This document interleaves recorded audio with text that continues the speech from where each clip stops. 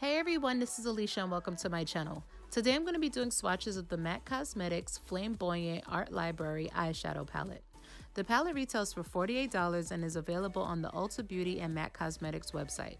The palette features 12 shades that are a mix of 7 mattes, 1 metallic, 2 shimmers, and 2 satins. The palette also comes with a nice size mirror and the shade names printed in the back of the palette, as well as on a plastic insert that goes in the palette itself. So if you would like to see swatches of this palette, just keep on watching. I'll be using my e.l.f. contour brush to do the swatches, and I did not apply a base or a primer beforehand. Starting with the first row going left to right, What's the Pointillism is a shimmer white. Samoa Silk is a warm beige matte. Amber Lights is a metallic peachy brown. La Vida Mocha is a satin brown.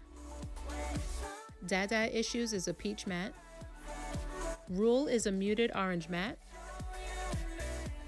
Dollywood is a burnt orange matte.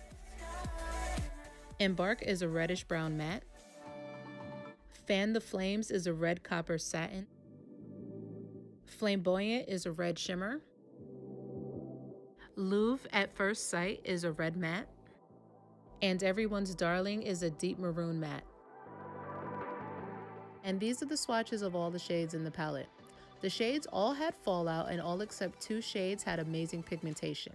Majority of the shades built up with no issues whatsoever. The 2 peachy shades, Dada Issues and Roll, were kinda on the sheer side, but they'd make the perfect transition shades. The last 6 shades in the palette perform the best and are my favorite in the palette. I only wish that the shade Flamboyant was more intense because in the pan it reminded me of Dorothy's ruby slippers from The Wizard of Oz, and with the name you would think that would be, boom in your face.